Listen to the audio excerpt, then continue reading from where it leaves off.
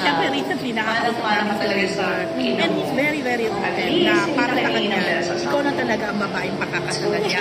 How do you feel kapag naririnig mo rin yun or nababasa somehow?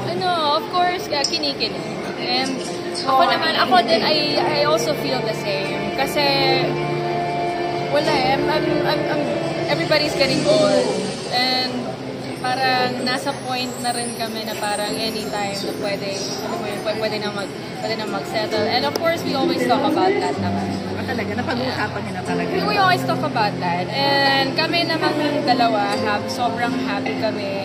Sobrang secure namin sa bawat isa. We just don't know when if that's gonna happen, but eventually it will happen in God's time. Halimbawa, mag-propose siya anytime. Are you ready? Oo. So, I think I want to be ready. I want to be ready.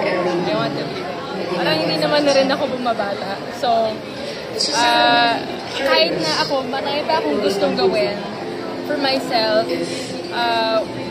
we want to do it together. Walang issue like kayo sa career-wise, sa mga kontrata?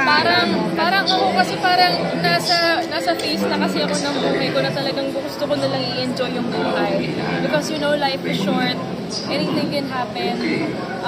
Kumbaga parang nasa point na rin kasi ako na alam mo yun, na parang yung hindi naman forever kailangan ako lagi na pinapatunayan.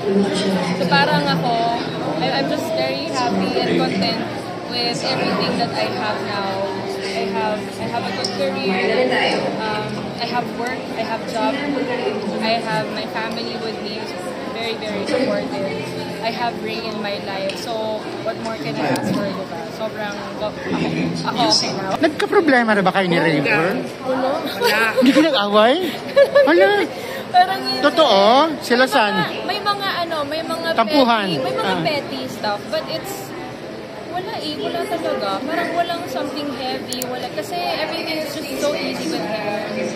Parang pagka ko na may misunderstanding kami, nare-resolve namin siya agad ng minuto lang. Hindi na namin pinapatagal ng araw or days, diba?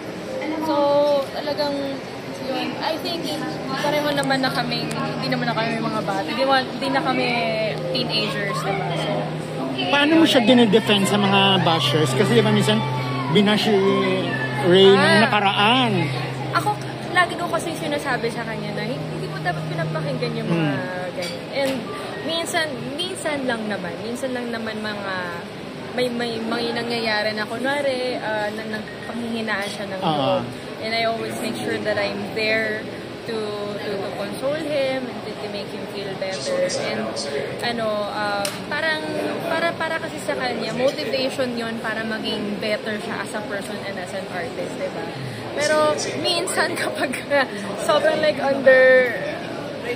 below the belt na, like talagang like hindi kasi talaga ako pumapatol ko talaga. Hindi talaga ako nagsasalita. Pero if I have to, sobrang, as in, sasabihin ko in a nice way pa rin naman. Kasi, ano naman yun at the end of the day, you always have to be the bigger person. Intindihin mo na lang kasi baka mamaya may pinagdadaanan din sila or something, diba? So, I always reply. I always say it in a nice way pa din, kahit paano, kahit masakit yung mga sinasabi nila. I always reply at nice, to them nicely.